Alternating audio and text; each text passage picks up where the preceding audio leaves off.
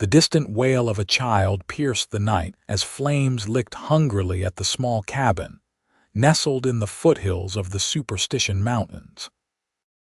Clara Blackburn clutched her 4-year-old son tighter to her chest, smoke burning her lungs as she desperately searched for an escape route that no longer existed.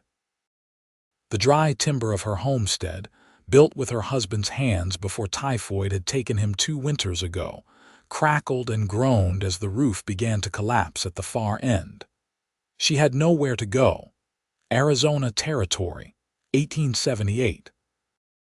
Superior was still little more than a mining settlement with ambitious dreams, and Clara's cabin sat a mile outside town limits, too far for anyone to notice the flames or hear her desperate cries for help.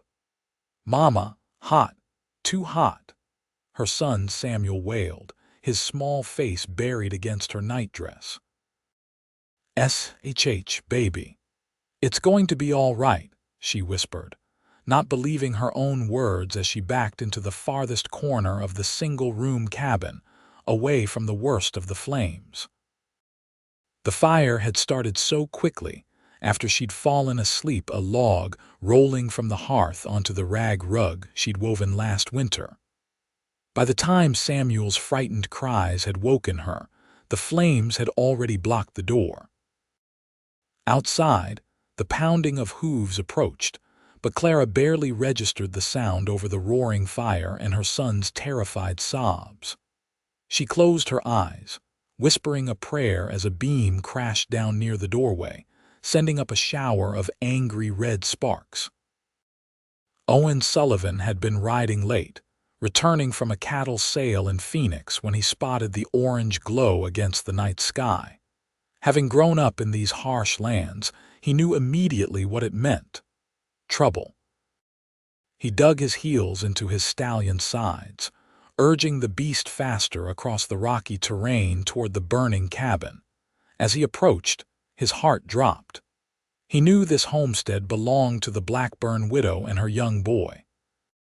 They kept to themselves mostly, but Owen had tipped his hat to the pretty young widow on his occasional trips into Superior. She sold eggs and knitted goods at the general store, always with a solemn-faced child hiding behind her skirts.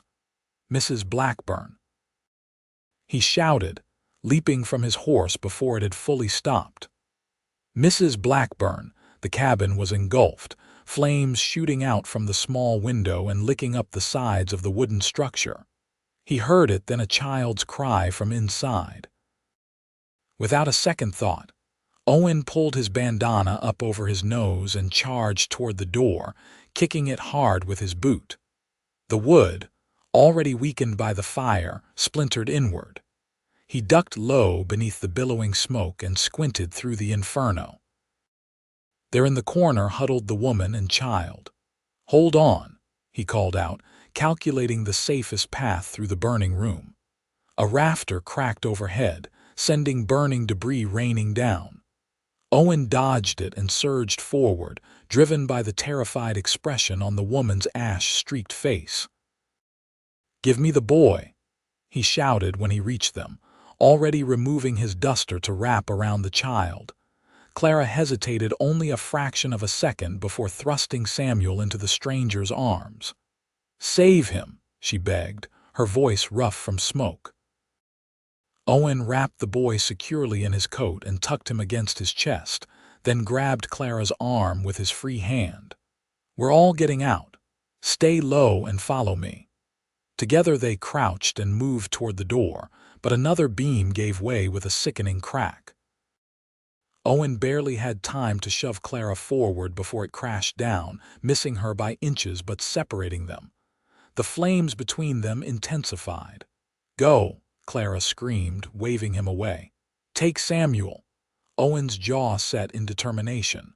"Not without you." He passed the bundled child through the narrow gap in the fallen timbers. "Hold him tight, madam. I'm coming around." Clara clutched her son as the cowboy disappeared from view. For 3 terrifying heartbeats, she thought he'd abandoned them, done the sensible thing, and saved himself. Then suddenly he was there again, bursting through a section of burning wall where the fire had eaten away the logs. Without a word, he scooped them both up Clara with Samuel in her arms and charged back through the gap he'd created. The heat was unbearable, searing her skin and stealing her breath. Clara buried her face against the stranger's chest, feeling the powerful pound of his heart even through the chaos around them. Then suddenly, blessedly, cool night air. Owen carried them a safe distance from the cabin before gently setting them down on the soft desert soil. Clara gasped and coughed, filling her lungs with clean air as she frantically examined Samuel. "Is he all right?" Owen asked, kneeling beside them, his face blackened with soot except for the lines around his eyes where his bandana had been. Clara nodded, tears cutting clean tracks down her sooty cheeks as Samuel opened his eyes. "He's okay."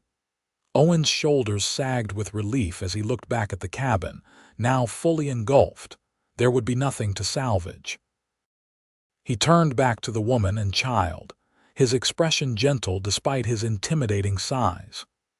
"You're safe now," he said softly, his deep voice carrying a calm certainty that made Clara believe him, despite everything she had just lost.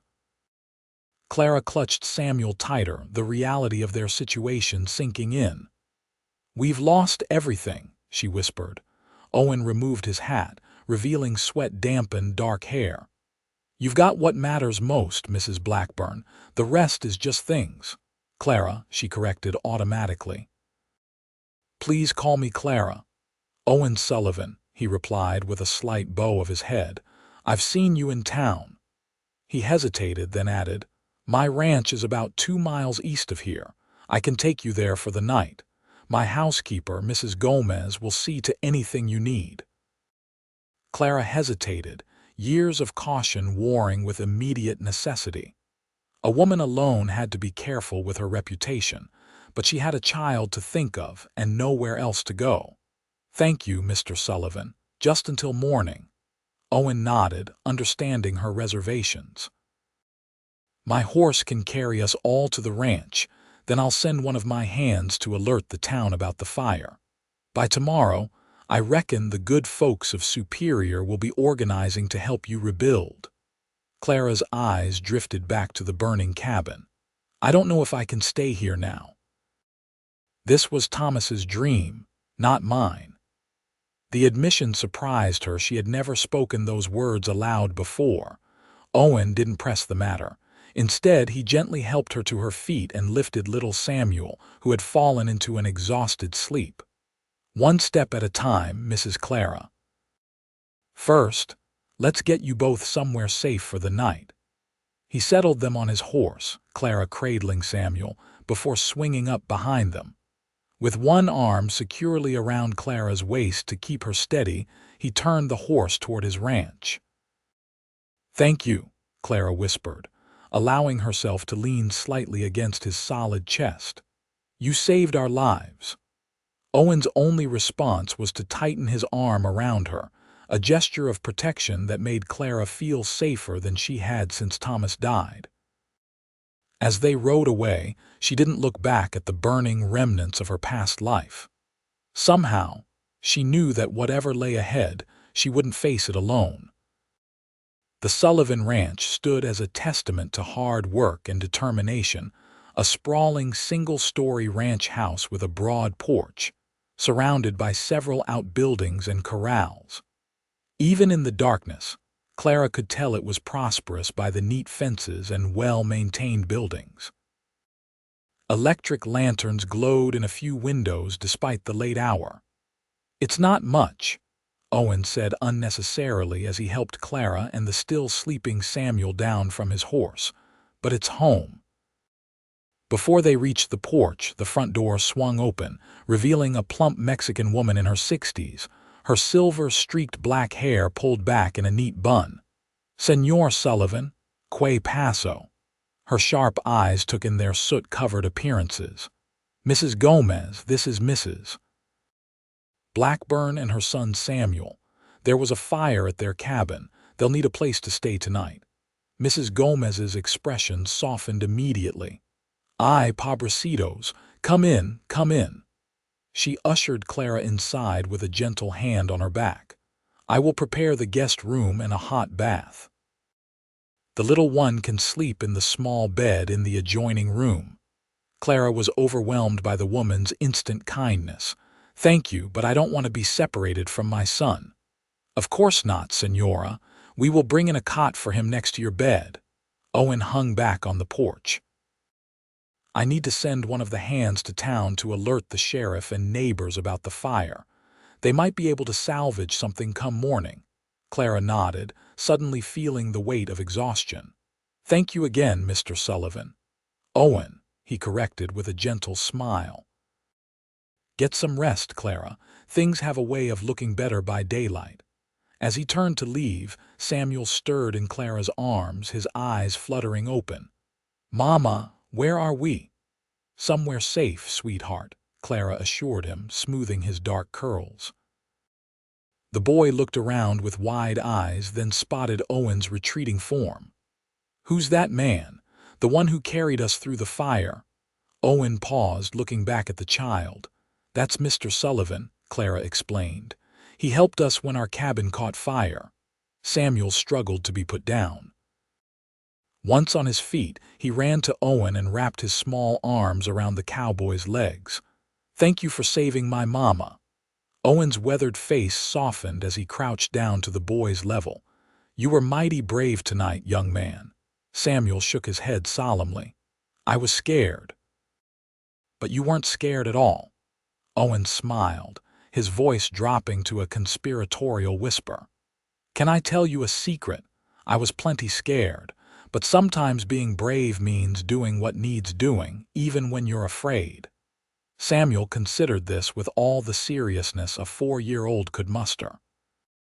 "Like when Mama makes me eat vegetables." A laugh escaped Owen, deep and genuine. "Something like that." Clara watched the interaction with a strange feeling in her chest. Thomas had been a good man, but not naturally gentle with children. He'd always said Samuel would toughen up in time. But seeing her son respond to Owen's kindness made her realize what they'd both been missing. "Come along now, Pequeño," Mrs. Gomez interrupted, taking Samuel's hand. "Let's find you some milk and cookies while your mama gets cleaned up." "Can I have cookies this late?" Samuel asked with wide eyes. "Special circumstances," Mrs. Gomez winked. "Fire and rescue means cookies at midnight. It's a rule."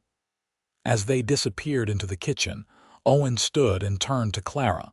"Mrs. Gomez practically raised me after my mother passed. She has a way with children. You grew up here?" Clara asked, surprised. Owen nodded. "Born and raised. My father started this ranch with nothing but 20 head of cattle and stubborn determination. When he died 10 years ago, I took over." "I'm sorry about your parents," Clara said softly. "Life out here is hard," Owen said simply. "But it has its rewards." His eyes lingered on her face a moment longer than necessary before he cleared his throat. "I should see to that, messenger. Mrs. Gomez will take good care of you." Clara watched him stride toward the bunkhouse, his tall figure silhouetted against the starlit sky. For a man who lived alone on a ranch, he seemed remarkably comfortable with a strange woman and child suddenly thrust into his home. The next morning, Clara woke disoriented in the unfamiliar bed. Sunshine streamed through lace curtains, and for a moment, she couldn't remember where she was. Then the events of the previous night came rushing back. The fire. The rescue. Owen Sullivan. Samuel still slept peacefully on the cot beside her bed, his face angelic in repose. Clara slipped quietly from beneath the covers, noting that someone had left a simple blue calico dress and undergarments on the chair. Her nightgown, now washed and dried, lay folded neatly beside them. She touched the fabric of the dress, wondering who it had belonged to. After dressing and splashing water on her face from the basin, Clara ventured out to find Mrs. Gomez in the kitchen, kneading dough with powerful, flour-covered hands. "Ah, buenos dias, señora." The older woman greeted her warmly. "Did you sleep well?" "Better than I expected," Clara admitted. "Thank you for the clothes." Mrs. Gomez waved away her thanks. "They were Señor Sullivan's mother's. I keep them clean and aired, though goodness knows why." She sighed. "Perhaps I always hoped he would find a wife who could wear them." Clara felt her cheeks warm. "I only need them temporarily. As soon as I can get to town." "Señor Owen rode into Superior at dawn," Mrs. Gomez interrupted. "He will return with news and supplies." She gestured to the table. "Sit. Coffee is hot and breakfast is almost ready." Clara obeyed, gratefully accepting the steaming mug pushed her way. "You've both been so kind. I don't know how to repay you." Mrs. Gomez turned from her dough, fixing Clara with a penetrating gaze. "Señor Owen never brings anyone to the ranch, not in all these years. He is a good man, but—" She made a gesture indicating solitude. "Very alone." Clara wasn't sure how to respond to this confidence. "He saved our lives. I'll always be grateful for that. Gratitude is good, but perhaps—" Mrs. Gomez shrugged significantly. "Perhaps God has plans." Before Clara could address this startling suggestion, the kitchen door swung open and Owen entered, bringing with him the scent of horses and open air. His dark hair was damp, suggesting he'd washed up before coming inside, and he'd changed into a clean blue shirt that brought out the color of his eyes. "Morning," he greeted, removing his hat. "Samuel's still sleeping, like a rock," Clara confirmed. "He had quite an adventure last night." Owen nodded, accepting the coffee Mrs. Gomez handed him. "I've been to town and out to what's left of your cabin," Clara steeled herself, "and not much survived, I'm afraid." His expression was gentle with regret. "The sheriff and some men are sorting through the remains, but the fire was thorough." Clara nodded, having expected as much. "Did you happen to see if my husband's pocket watch survived? It was in a metal box under the floorboards beneath our bed." "I'll check when I ride back," Owen promised. "The town's already organizing a rebuilding effort. Reverend Phillips is collecting donations of household goods." "That's very kind, but—" Clara hesitated. "I've been thinking. Perhaps this is a sign that it's time to move on. Samuel and I could go east to my sister in St. Louis." Something flickered in Owen's eyes. "Is that what you want?" Clara stared into her coffee cup. "I don't know what I want anymore." "Then don't decide yet," he said simply. "You and Samuel are welcome to stay here until you figure it out. I couldn't impose, it's not an imposition." His voice was firm. "The ranch is too big for just me and Mrs. Gomez anyway. We have the room and Samuel seems to like it here." As if summoned by the mention of his name, Samuel appeared in the doorway, rubbing sleep from his eyes. His face brightened when he spotted Owen. "Mr. Sullivan." "Mama said you might teach me to ride a horse someday," Clara blinked in surprise. "I said no such thing, young man." Owen chuckled. "Well, if your mama approves, I do have a gentle old mare that would be perfect for lessons." Samuel turned pleading eyes to his mother. "Please, Mama." Clara hesitated, then relented. "Perhaps in a few days, once we're settled somewhere." "You're settled right here for now," Owen said, ruffling Samuel's hair as he passed. "And I reckon I could use a ranch hand in training."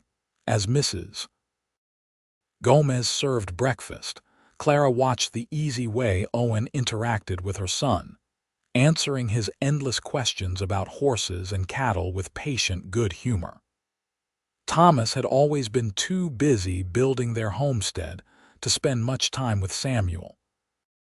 Too busy planning for the future to enjoy the present. After breakfast, Owen was telling Samuel, "I thought you might like to see the new foal that was born last week." "A baby horse." Samuel's eyes grew wide with excitement. "The very smallest kind," Owen confirmed solemnly. "And she needs a name. Think you could help with that? Samuel nodded enthusiastically, attacking his breakfast with newfound purpose. Clara caught Owen's eye across the table. "You're good with him," she said softly. A faint color touched Owen's tanned cheeks. "Children are easy. They say what they mean and mean what they say. It's adults who complicate things." Clara couldn't argue with that assessment. The comfortable domesticity of the scene, the four of them around the breakfast table, sunlight streaming through the windows. The smell of fresh bread created an ache of longing in her chest for something she'd never fully had. After breakfast, true to his word, Owen took Samuel to see the foal, leaving Clara to help Mrs. Gomez with the dishes despite the older woman's protests. "It feels good to be useful," Clara insisted, drying a plate. "I've been taking care of myself and Samuel for 2 years now. I'm not used to sitting idle." Mrs. Gomez nodded approvingly. "A good woman's hands are never still." She hesitated, then asked casually, "Your husband, he has been gone long." 2 years, Clara confirmed. "Typhoid took him and our baby daughter within a week of each other." "I am sorry for your loss," Mrs. Gomez said, crossing herself. "Children should not go before their parents." Clara swallowed the familiar lump in her throat. "Thomas had such dreams for our homestead. After he died, I stayed because I didn't know what else to do. It never really felt like my dream, but it was all Samuel and I had. And now it's gone, and I feel—" Clara searched for the right word. "Relieved," she admitted finally, the confession barely above a whisper. "What kind of person does that make me, Mrs.?" Gomez patted her hand with soapy fingers. "A honest one, Nina. God closes doors and opens windows." Clara smiled at the well-worn saying. "And sometimes sends a cowboy through the flames to carry you out." "God works in mysterious ways," Mrs. Gomez agreed, her eyes twinkling. "Especially when stubborn men need a push toward happiness." Through the kitchen window, Clara could see Owen in the corral, his tall figure bent down to Samuel's level as he helped the boy offer an apple to the spindly-legged foal. Something warm unfurled in her chest at the sight. "He never married?" Clara asked, trying to sound merely conversational.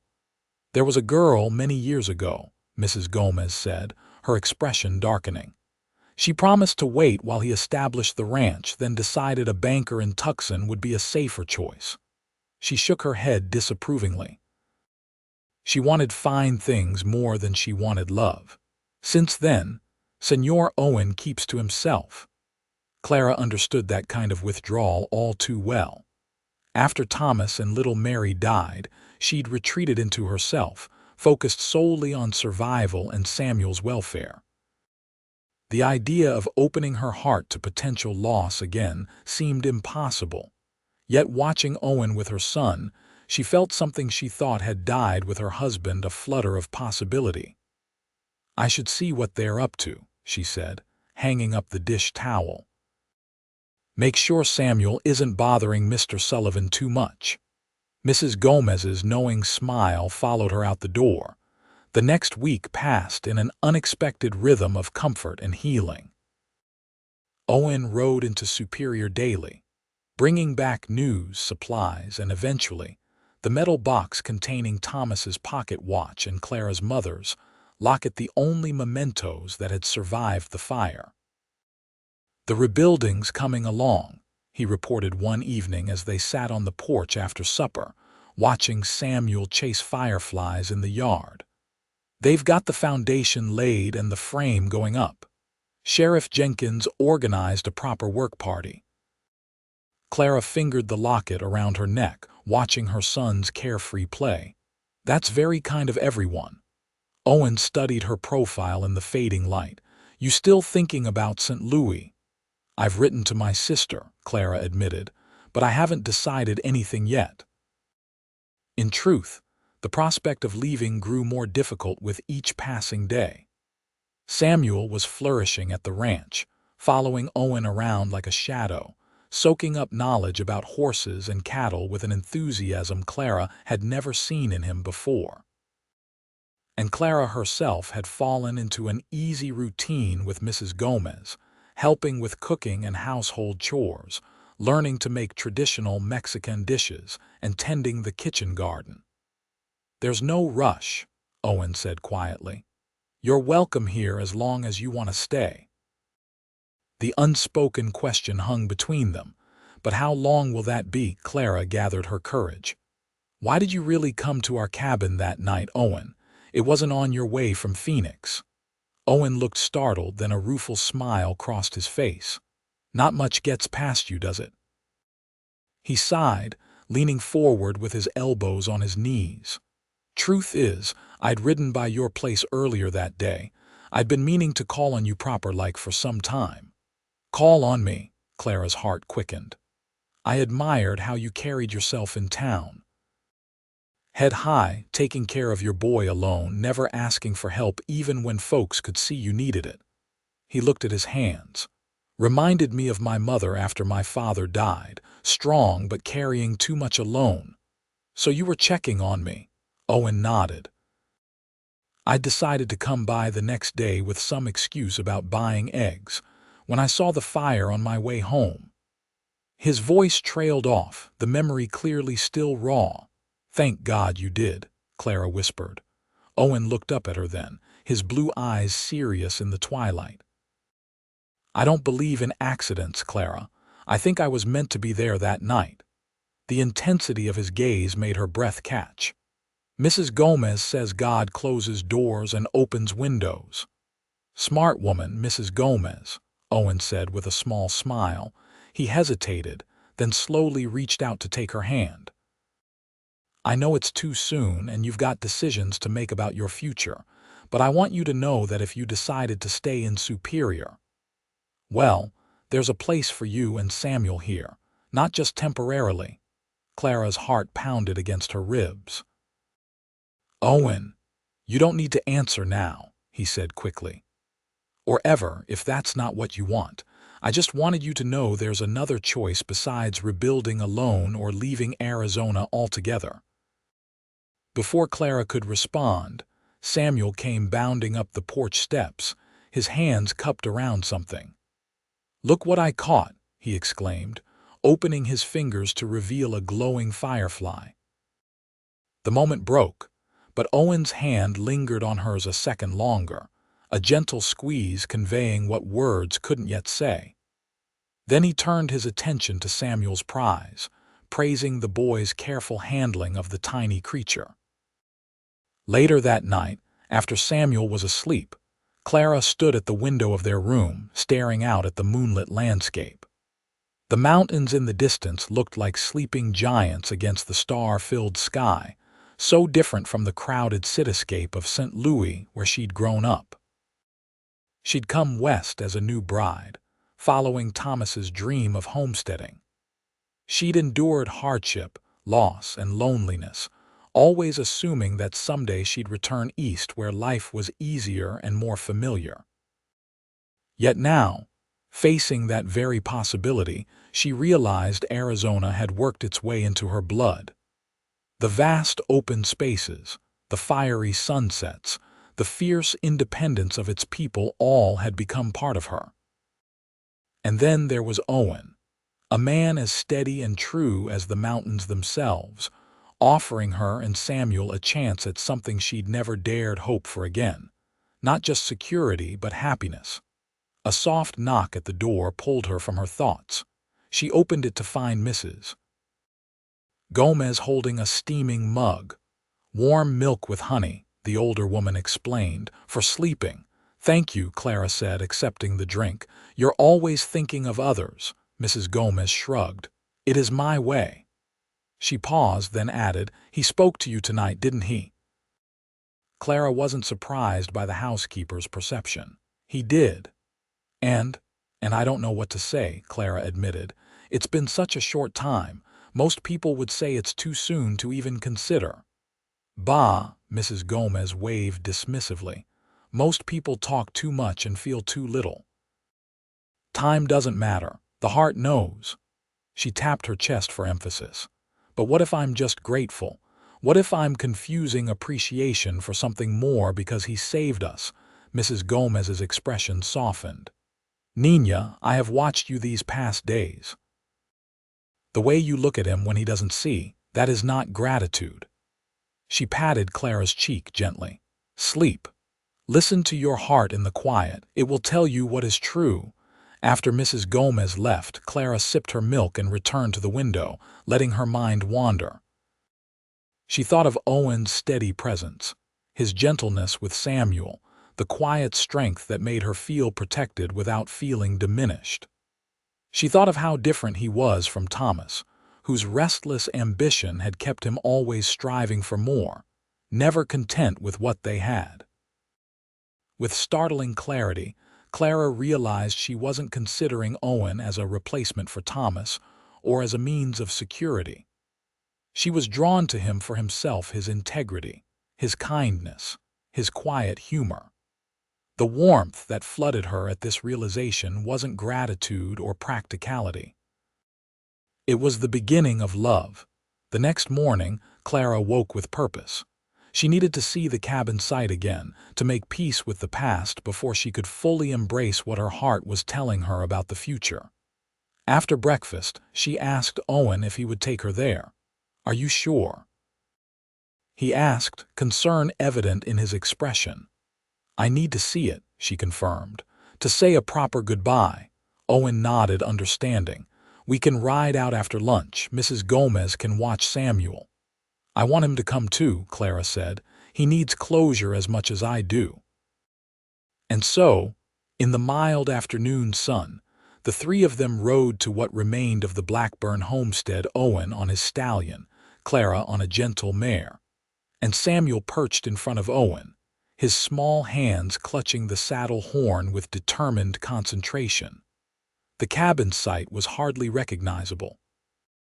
The stone chimney stood like a lonely sentinel, but the rest was a blackened rectangle of ash and charred timbers. Nearby, the beginnings of a new structure were taking shape, a frame of fresh lumber rising from a stone foundation. Owen helped Clara down from her horse, his hands lingering at her waist as he steadied her. Take as long as you need, he said softly. I'll keep Samuel occupied. Clara nodded gratefully and walked alone to the ruins, her steps measured and deliberate. Standing before the chimney, she closed her eyes, letting memories wash over her, Thomas carrying her over the threshold, Samuel taking his first steps across the plank floor, endless winter nights huddled by the fire telling stories. I did my best, she whispered to Thomas's memory. I kept your dream alive as long as I could, but it's time for me to find my own dream now. She touched the pocket watch in her pocket, the metal warm against her fingers. I think you'd understand.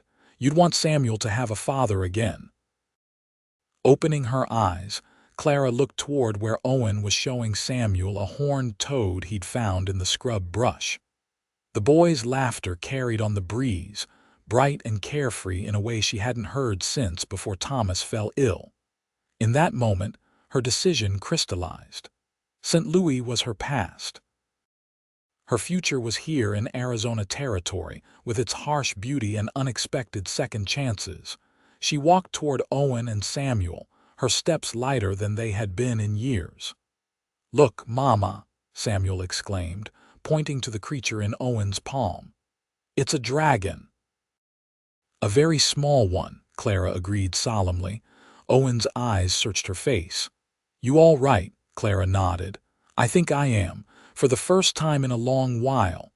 She turned to look at the half-built cabin, then back to Owen. The townspeople have been very generous starting to rebuild. Folks here take care of their own, Owen said simply. Clara took a deep breath. Would you be disappointed if all their hard work went to someone else? Owen went very still. That depends on where you'd be instead. I thought perhaps. She glanced at Samuel, who was now fully absorbed in watching the horned toad. I thought we might accept your offer, if it's still open. The slow smile that transformed Owen's face made her heart skip. "It's still open," he confirmed, his voice rough with emotion. "I can't promise anything," Clara cautioned. "It's been a long time since I allowed myself to think about love, but I'd like to try for all our sakes."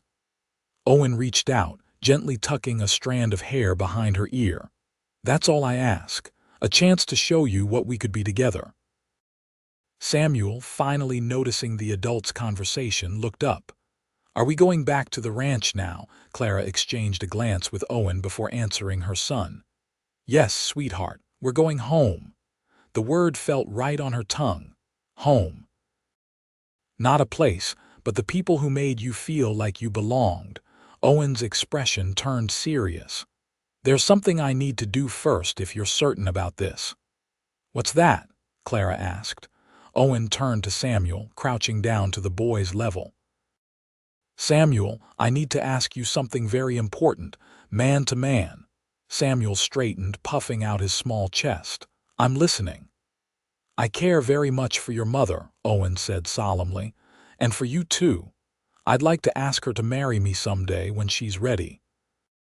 But I wanted to ask your permission first, since you're the man of the family." Samuel's eyes widened. "You want to be my pa?" "I'd be honored to be your pa," Owen confirmed, his voice steady though Clara could see the emotion in his eyes. "But only if that's what you and your mama want." Samuel considered this with profound seriousness. "Would we live at the ranch with the horses?" "Yes." "And could I have my own pony someday?" Owen's lips twitched. "When you're a bit bigger and can take care of it properly, yes." Samuel nodded decisively. "Then I think that would be all right." He frowned suddenly. "But you have to promise not to make Mama cry. My real pa made her cry sometimes." Owen glanced up at Clara, whose eyes had indeed filled with tears at the exchange.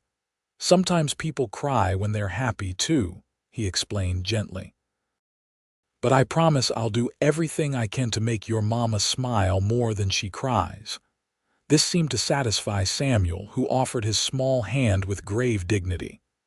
"Then you have my permission," Clara corrected softly, wiping her eyes. "That," Samuel agreed as Owen solemnly shook his hand. Standing, Owen turned to Clara. "We'll do this proper when you're ready. I know it's fast and there'll be talk." Clara silenced him by placing her fingers against his lips. "Let them talk. We know the truth of how we feel." She hesitated, then added softly, "Besides, Mrs. Gomez will skin anyone alive who says an unkind word about us." Owen laughed, the sound rich with happiness. "That she would." He sobered, looking into her eyes. "I want to do right by you, Clara, no rushing. We take this at your pace." Clara nodded, grateful for his understanding. "For now, let's just go home." The three of them mounted up, turning away from the ruins of the past toward the promise of the future. As they rode, Samuel between them on Owen's horse, Clara felt a sense of rightness settle in her soul. The fire that had seemed like the end of everything had become the beginning of something even more precious. 3 months later, on a crisp October morning with the cottonwoods turned to gold along the creek, Clara Blackburn became Clara Sullivan in a simple ceremony at the Sullivan Ranch. The entire population of Superior turned out for the occasion, eager to witness the romance that had become the talk of the territory. Sheriff Jenkins stood as Owen's best man, while Clara's sister Eliza, who had come from St. Louis for the wedding, stood beside the bride. Samuel, dressed in a miniature version of Owen's suit, proudly carried the rings on a small silk pillow Mrs. Gomez had sewn for the occasion. The Reverend Phillips beamed as he pronounced them husband and wife. "What God has joined together, let no man put asunder." Owen's kiss was gentle, but carried a promise of passion that made Clara's cheeks flush as their friends and neighbors cheered and whistled. The celebration continued well into the evening, with tables set up under lantern-strung trees, musicians playing lively tunes, and enough food to feed an army. courtesy of Mrs. Gomez and the ladies of Superior. As twilight fell, Owen found Clara sitting on the porch steps, watching Samuel chase fireflies with the other children. "Tired?" he asked, settling beside her. "Happy," she corrected, leaning against his shoulder. Owen draped his arm around her, pulling her close. "Mrs. Sullivan," he said, testing the name, "has a nice ring to it." "It does," she agreed, then laughed. "Poor Mrs. Gomez is beside herself trying to figure out what to call me now. She can't bring herself to call both of us Sullivan." "She'll work it out," Owen chuckled. "She always does." He paused, then added more seriously, "I have something for you, a wedding gift." From his pocket he produced a small wooden box. Clara opened it to find a delicate gold locket similar to her mother's but newer. "Open it," Owen encouraged. Inside, she found a tiny portrait of Samuel on one side and Owen on the other. "It's beautiful," she whispered. "I had it made in Phoenix," Owen explained. "I thought, well, I know you'll always carry Thomas and your daughter in your heart, as you should. But I wanted you to have something to represent your new family too." Clara blinked back tears at his thoughtfulness. "I love it, and I love you, Owen Sullivan." The words, spoken aloud for the first time, felt right and true. Owen's eyes darkened with emotion. "I love you too, Clara Sullivan." "More than I thought possible." Their kiss was interrupted by Samuel, who came running up the steps. "Mama, Pa, look what I caught." It was the first time he'd called Owen Pa, and the significance wasn't lost on any of them. Owen's voice was suspiciously rough as he examined the firefly in Samuel's cupped hands. "That's a mighty fine catch, son." Clara watched them together, her heart so full it seemed impossible it could contain such happiness. 3 months ago, she'd stood in the ashes of her old life, uncertain and afraid. Now, she was surrounded by love, part of a family stronger and more joyful than she dared to imagine. Later that night, after the guests had departed and Samuel was asleep in his new room decorated with horseshoes, and a hand-carved mobile of galloping horses that Owen had made, Clara stood in the bedroom that was now truly hers, nervous as any new bride despite the months of growing closeness with Owen. A soft knock at the door preceded his entrance. He'd removed his jacket and tie, and the top buttons of his shirt were undone, revealing a glimpse of tanned skin and dark hair. Clara's mouth went dry at the sight. "You're beautiful," Owen said softly, closing the door behind him. Clara smoothed her hands over the simple white nightgown Mrs. Gomez had helped her make. "I'm a little scared," she admitted. "It's been a long time." Owen crossed to her slowly, taking her hands in his. "We've got all the time in the world, Clara. Nothing happens tonight that you don't want." His consideration only made her love him more. Standing on tiptoe, Clara pressed her lips to his. "I want everything," she whispered against his mouth. "I want you." The hesitation in Owen's eyes melted into desire as he gathered her close. "You have me, heart and soul." Their coming together was gentle at first, then increasingly urgent as desire overcame shyness. Owen's hands and lips explored her body with reverent attention, discovering what made her gasp and arch toward him. Clara found herself responding with an abandonment that would have shocked her former self. Her body awakening to pleasure she hadn't known was possible. When they finally joined, the feeling of completeness brought tears to her eyes. Owen kissed them away, whispering words of love against her skin as they moved together, building toward a shared release that left them breathless and clinging to each other in the aftermath. "I never knew," Clara murmured against his chest as they lay entwined, "that it could be like that." Owen's hand stroked lazily up and down her bare back. "Like what?" "Like coming home," she said simply. "Like finding a piece of myself I didn't know was missing." He pressed a kiss to the top of her head. "That's exactly what it was for me too." As Clara drifted toward sleep in her husband's arms, She thought about the twisting path that had brought her here, the hardships and losses, the lonely nights, and finally the fire that had seemed like the end of everything but had instead been the beginning. "Thank you for pulling us from the fire," she whispered, not sure if Owen was still awake. His arms tightened around her. "Thank you for giving me a reason to run into it," he replied softly. In the morning, they would begin their new life together, properly rancher and wife, with a curious little boy and a formidable housekeeper, cattle to tend and dreams to build.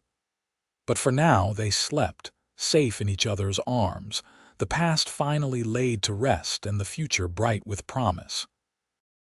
Spring came early to Superior in 1879, bringing wildflowers to the foothills and new calves to the Sullivan Ranch. 6 months into their marriage, Clara moved through the ranch house with the confidence of a woman who knew her place in the world. The transition from widow to wife hadn't been without challenges, but with Owen's patience and Samuel's uncomplicated acceptance, she'd found her footing.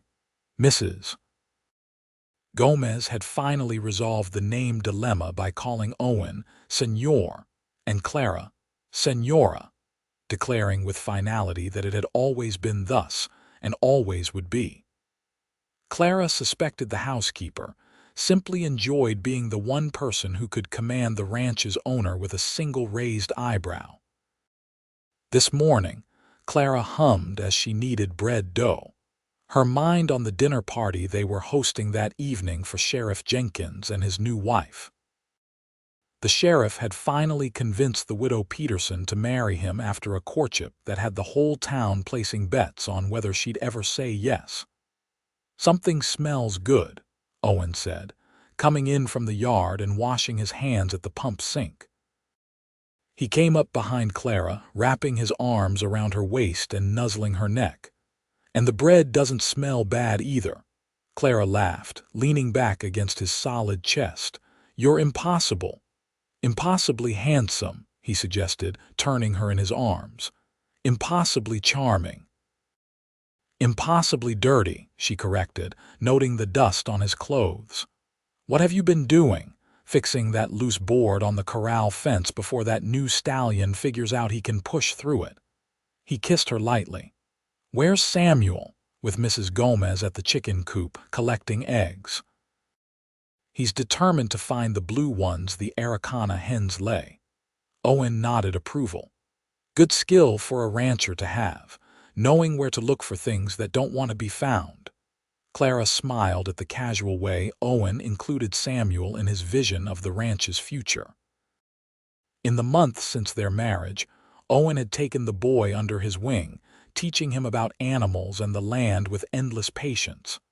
"I have something to tell you," Clara said, suddenly nervous despite the happiness bubbling inside her. "Something important." Owen's expression grew serious. "Everything all right?"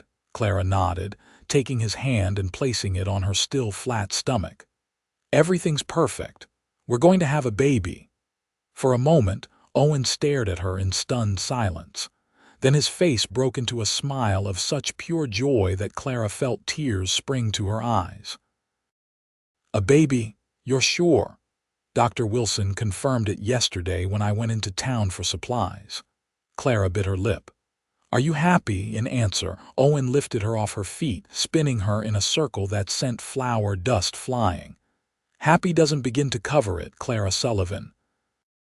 He set her down gently, suddenly concerned. "I didn't hurt you, did I? The baby is fine," Clara assured him, laughing at his instant protectiveness. "We're both fine. The baby won't be here until late October." Owen placed his hand reverently on her stomach again. "Our child," he whispered. Then more hesitantly, "Will you tell Samuel? Do you think he'll mind?" "I thought we could tell him together," Clara said. "And no, I don't think he'll mind. He's been asking for a brother or sister since we married." Owen raised an eyebrow. "Has he now?" "Almost daily," Clara confirmed. "Apparently Tobias Jenkins told him that married people make babies, and he's been quite impatient about it." Owen laughed. "Well, we wouldn't want to disappoint him." They found Samuel at the chicken coop, carefully placing eggs in the basket Mrs. Gomez held while the older woman praised his gentle handling. "Look, Pa," Samuel called when he spotted them. "I found 3 blue ones. Fine work," Owen approved. "Your mama and I have some news for you, son." Samuel looked up expectantly. At nearly 5, he'd shot up several inches since the fire, his baby roundness giving way to a leaner build that hinted at the man he would become. Clara knelt down to his level. "You know how you've been asking for a little brother or sister?" Samuel's eyes widened. "Are we getting one?" "We are," Owen confirmed, his hand on Clara's shoulder. "Your mama is going to have a baby in the fall."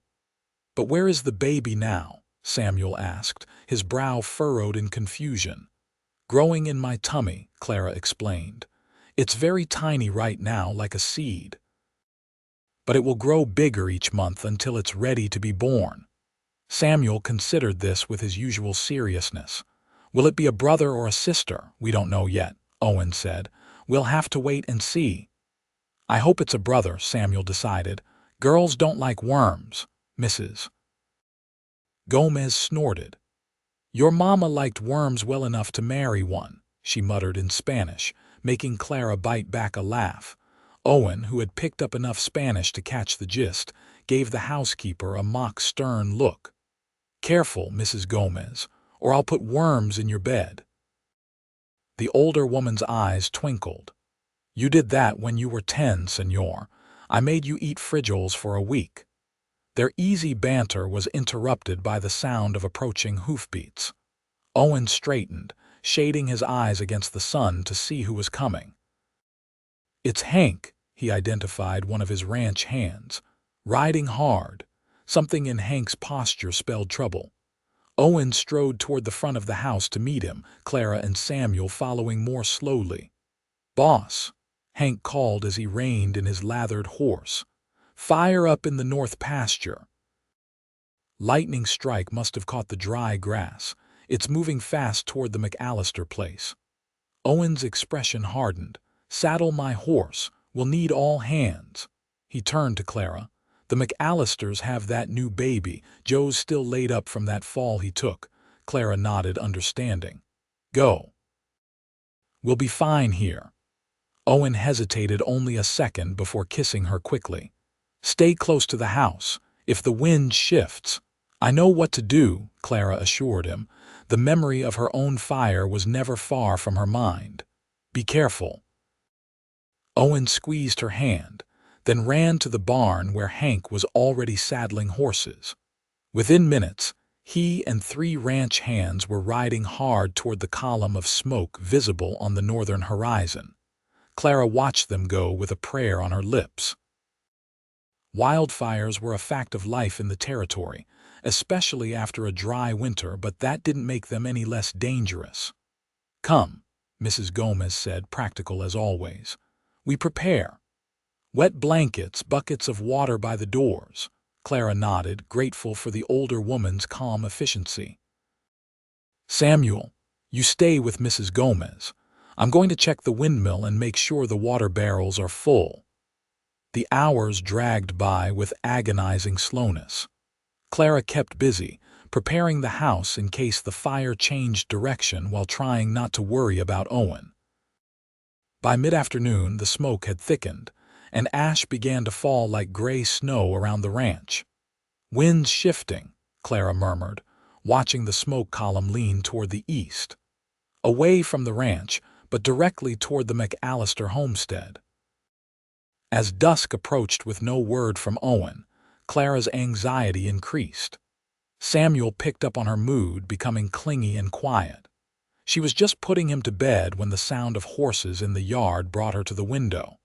Owen dismounted wearily, his face and clothes blackened with soot. Clara rushed outside, Samuel forgotten as relief flooded her. "The McAllisters?" she asked as she reached him. "Safe," Owen confirmed, his voice raspy from smoke. "We got them out in time. House is gone, though, and most of their stock." Clara closed her eyes briefly in sympathy for the young family. "Where are they now?" Jenkins took them to town. They'll stay with the Reverend until they decide what to do next. Owen rubbed his reddened eyes. The men are still fighting the fire, but the wind's pushing it toward the rocky country where it should burn itself out. Clara took his arm. Come inside. You need water and food. And a bath, he added with a weary smile. I smell like a campfire. Once inside, Mrs. Gomez took one look at Owen and began heating water while Clara fetched clean clothes. Samuel, who had followed Clara downstairs, regarded Owen with wide eyes. You fought a fire, Pa? He asked with awe. Owen nodded, accepting the water Clara handed him. Sometimes that's all you can do, son. Fight it until it burns itself out or runs out of fuel. Like our old cabin, Samuel said solemnly. Clara and Owen exchanged a glance over the boy's head. Though Samuel rarely mentioned the fire that had brought them together, it was clear he still thought about it. That's right, Owen acknowledged. But you know what's important. The McAllisters are safe just like you and your mama were. Houses can be rebuilt. People can't be replaced. Samuel seemed to consider this. Can the McAllisters stay here? We have room. Clara felt a surge of pride at her son's generous heart. That's a lovely thought, Samuel. We'll ask them tomorrow. After Samuel was finally settled in bed and Owen had bathed away the worst of the smoke and ash, they sat together on the porch, watching the distant glow of the fire against the night sky. I kept thinking about our fire, Clara admitted, her hand finding Owen's in the darkness. How different things might have been if you hadn't come along. Owen squeezed her fingers. I try not to think about that, makes my heart stop. When I saw you ride in tonight covered in soot. Clara's voice caught. It all came back, the fear, the certainty that we were going to die. Owen pulled her against his side. But we didn't. You didn't, and neither did the McAllisters. Because of you, Clara said softly.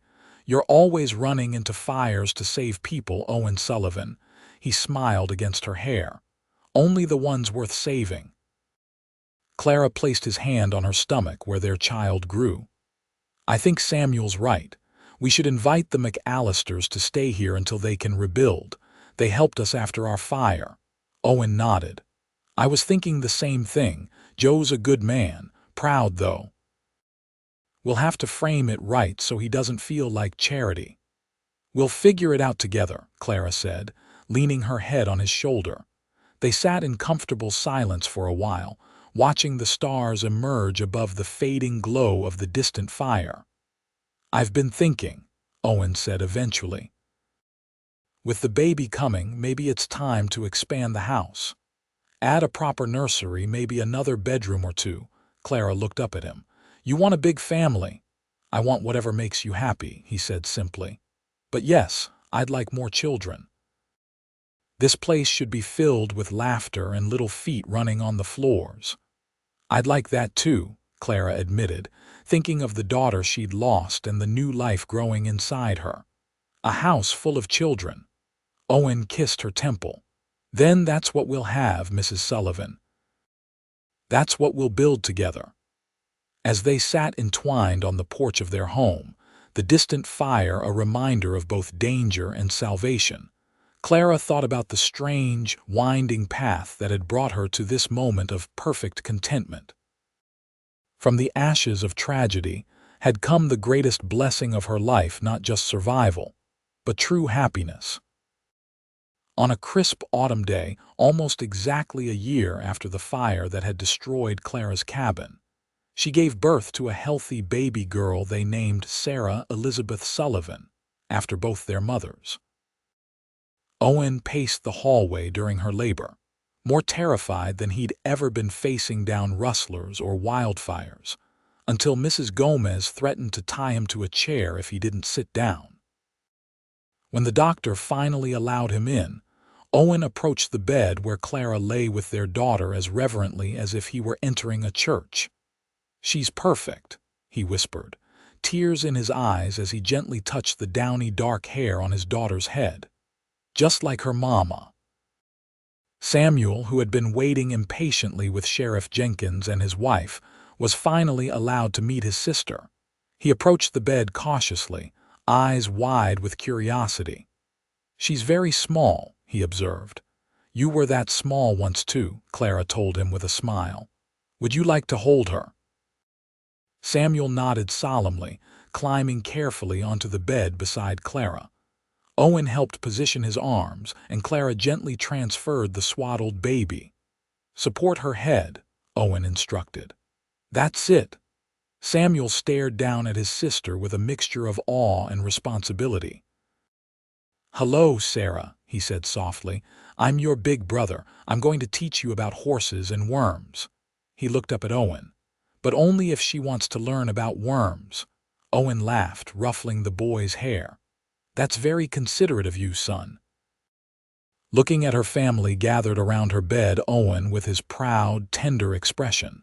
Samuel cradling his sister with such care. And tiny Sarah, her face peaceful in sleep. Clara felt a wave of gratitude so powerful it brought tears to her eyes. "Thank you," she whispered to Owen, reaching for his hand. "For everything." Owen brought her fingers to his lips. "No, Clara Sullivan, thank you for giving me the family I never thought I'd have." Outside the window, the Arizona sun painted the mountains gold, a promise of all the bright days yet to come for the family the fire had forged. 5 years later, Clara Sullivan stood on the porch of the expanded Sullivan Ranch house, shading her eyes against the setting sun as she watched for riders on the horizon. The spring roundup was finishing today, and Owen had taken Samuel, now 10 years old, for his first full participation. "Mama, when is Papa coming home?" 5-year-old Sarah asked, tugging at Clara's skirt. "And Sammy, soon, sweetheart," Clara assured her, smoothing her daughter's dark curls.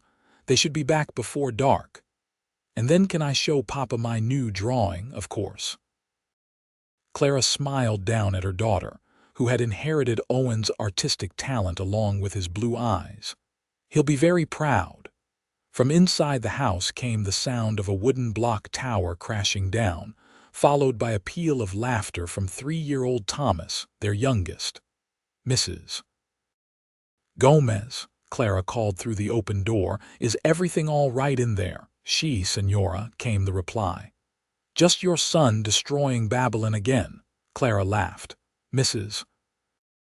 Gomez, now in her 70s but still spry, had become an honorary grandmother to all 3 children, spoiling them with treats while simultaneously teaching them manners that would keep them from growing into barbarians, as she put it. The last 5 years had brought changes to the Sullivan Ranch. The house had expanded to accommodate their growing family, with a wing added for Mrs. Gomez and a schoolroom where Clara taught the children their letters and numbers. The ranch itself had prospered under Owen's management, growing to become one of the largest operations in the territory. Superior had changed too, growing from a mining settlement into a proper town with a school, a larger church, and even a small hotel. Clara served on the school board, and Owen had been persuaded to take on the role of town council president, though he claimed it was only because no one else wanted the headache. "Riders coming," Sarah announced suddenly, pointing to the distant trail where a group of mounted figures had appeared. Clara counted 6 horses: Owen, Samuel, and the 4 ranch hands who had gone with them on the roundup. As they drew closer, she could make out Samuel sitting tall in his saddle next to Owen, his posture mimicking his father's. "They're back," Sarah squealed, darting down the porch steps. "Stay in the yard," Clara called after her, then went inside to collect Thomas, who was indeed surrounded by the ruins of a block tower under Mrs. Gomez's indulgent supervision.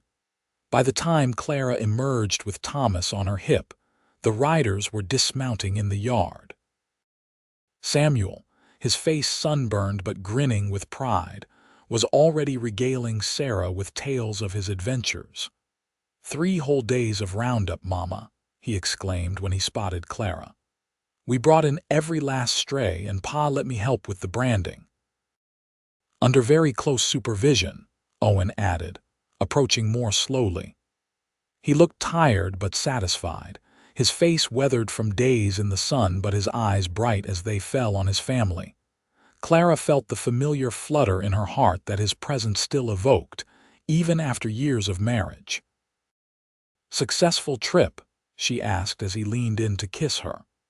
"Very," Owen confirmed, taking Thomas from her and tossing the giggling boy into the air. "How were things here?" "Peaceful," Clara said. "Though I think Mrs. Gomez is ready for a break from Thomas's tower building and destruction." Owen chuckled. "That woman raised me through much worse mischief. A few blocks won't defeat her." The family moved inside, where Mrs. Gomez had prepared a hearty welcome home dinner. As they gathered around the table, Owen and Clara, Samuel, Sarah, and Thomas with Mrs. Gomez taking her place at the foot, Clara felt the now familiar sense of rightness wash over her. This was her family, built from the ashes of loss and hardship. This was her home, not just the ranch house with its solid walls and comfortable rooms, but the people who filled it with love and laughter.